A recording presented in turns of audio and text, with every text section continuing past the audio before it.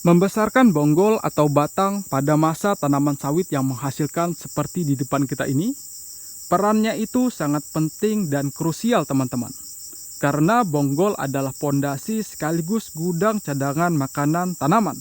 Jika bonggol besar dan kokoh, penyerapan hara akan jauh lebih maksimal, serta produksi buah sawit yang kita hasilkan akan jauh lebih maksimal. Nah, assalamualaikum warahmatullahi wabarakatuh. Kembali lagi bersama saya Bang Plan di Plan Inspirasi. Salam tandan berduri, salam petani kelapa sawit seluruh Indonesia. Pada kali ini saya ingin berbagi 6 tips membesarkan bonggol sawit tanaman yang menghasilkan agar produksi buah sawit kita bisa jauh lebih maksimal. Nah, langsung saja. Tips yang pertama, jika ingin bonggol tanaman sawit kita itu bisa lebih besar daripada tanaman sawit umumnya, yang pertama kita perlu fokus pada pupuk yang mengandung unsur hara fosfor serta magnesium teman-teman. Meskipun unsur hara nitrogen itu penting untuk daun, akan tetapi untuk urusan pembesaran bonggol dan kesuburan akar, kita membutuhkan dua unsur hara ini, yaitu unsur hara fosfor dan magnesium. Nah, unsur hara fosfor yang terkandung dalam pupuk RP serta TSP membantu untuk perkembangan akar yang kuat. Semakin banyak akar yang sehat, semakin besar pula diameter bonggol yang terbentuk untuk menopang sistem perakaran tersebut, teman-teman. Nah, unsur hara fosfor ini sangat penting dalam pembentukan akar yang sehat serta batang. Pada tanaman kelapa sawit yang menghasilkan seperti di depan kita ini, yang usianya masih 7 tahun ke bawah, kebutuhan unsur hara fosfor itu per tahunnya berkisar 3-4 kg per tahun, teman-teman. Jika dalam 1 tahun kita memberikan pupuk 2 kali per semester 6 bulan, jika kita memberikan pupuk 2 kg per pemupukan, itu sudah melebihi kebutuhan tanaman, sehingga membuka potensi besar untuk pembesaran bonggol dan kesuburan daripada akar. Nah, selain fosfor, kita juga membutuhkan unsur hara yang lain, terutama magnesium. Magnesium ini adalah pupuk yang terkandung di dalam kiserit maupun dolomit. Tujuannya untuk membantu proses metabolisme di pangkal batang. Jika kekurangan unsur hara magnesium, batang cenderung mengecil ke atas atau meruncing.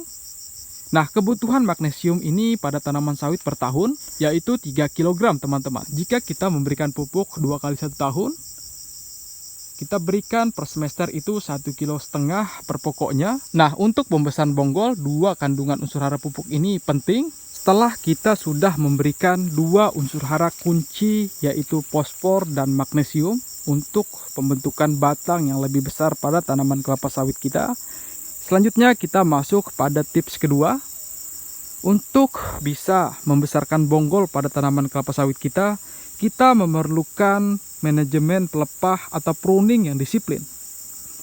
Nah, kesalahan fatal yang membuat bonggol itu mengecil sebenarnya adalah melakukan over pruning, yaitu pemangkasan pelepah terlalu banyak. Usahakan pertahankan songgo 2. Pastikan ada 2 lapis pelepah di bawah tandan ke bawah, teman-teman. Seperti di depan kita ini, buahnya keliling, bonggolnya juga sudah besar. Di sini terdapat 2 songgo, teman-teman. 1, 2. Mengapa sistem pruning ini sangat penting dalam pembentukan bonggol? Karena jika pelepah terlalu banyak, maka unsur hara itu bisa diserap banyak oleh pelepah. Jika pelepah itu terlalu sedikit, maka tanaman sawit tidak bisa melakukan proses fotosintesis dengan baik. Alhasil, buah akan kempes dan bonggol tidak akan mau membesar. Jadi pada usia 7 tahun ke bawah, usahakan masih tersisa 2 songgo, teman-teman. Target jumlah pelepah untuk tanaman yang menghasilkan pada usia 3-8 tahun berkisar 48-56 pelepah. Pelepah adalah dapur tanaman. Jika dapurnya sedikit, energi untuk membesarkan batang akan dialihkan hanya untuk bertahan hidup. Jadi jangan sampai Anda melakukan over pruning Dan jangan sampai juga tidak dilakukan pruning. Selanjutnya kita masuk pada cara potong. Usahakan pada saat melakukan pemotongan pelepah atau pruning, jangan sampai sengkleh. Sengkleh itu maksudnya setengah pelepah tersangkut, tidak putus.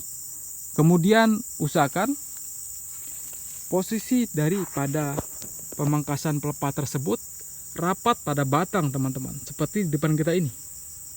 Karena apabila pelepah tersisa satu jengkal daripada batang, pelepah tersebut masih dalam keadaan hidup, secara otomatis akan menghisap unsur hara yang kita berikan. Jadi hindari keadaan tersebut jika ingin bonggol tanaman sawit Anda itu bisa besar secara maksimal.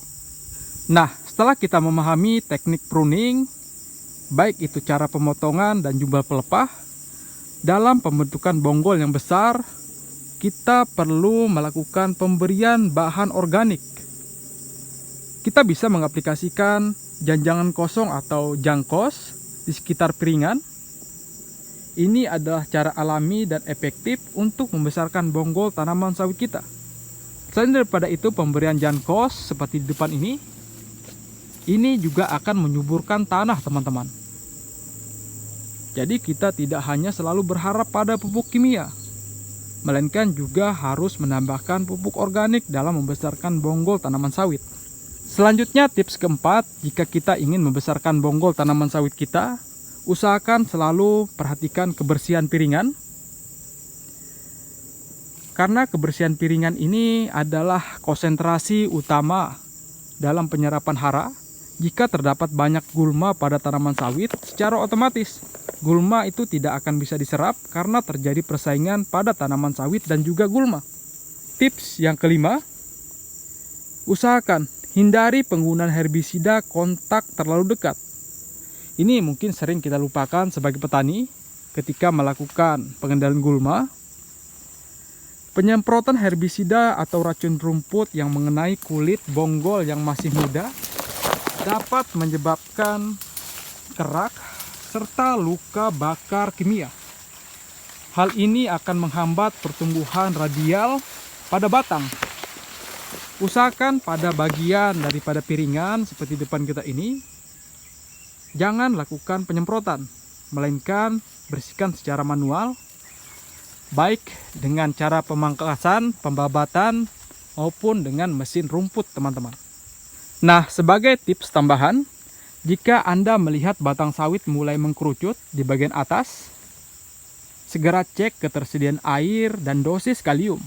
Penciutan batang adalah tanda tanaman stres atau kekurangan hara dalam jangka waktu yang panjang. Nah, jadi kesimpulannya, dalam pembentukan bonggol yang besar, agar buah sawit kita bisa maksimal, kita perlu memperhatikan. Yang pertama, pemberian unsur hara fosfor serta magnesium di atas pada umumnya, seperti yang saya sebutkan di awal. Kemudian yang kedua, kita perlu memastikan kesuburan tanah, serta manajemen pelepah, lakukan pruning secara disiplin. Kemudian yang ketiga, lakukan pemberian bahan organik, baik itu dengan pupuk kandang atau jankos. Kemudian yang keempat, sebelum pemupukan, pastikan kebersihan piringan, lakukan pembersihan secara manual. Kemudian yang terakhir, hindari penggunaan herbisida kontak yang terlalu dekat. Jika Anda punya pengalaman yang lain yang bisa membantu kita sama petani sawit, silahkan tulis di dalam kolom komentar. Sekian dari saya, semoga bermanfaat. Wassalamualaikum warahmatullahi wabarakatuh. Salam tandan berduri.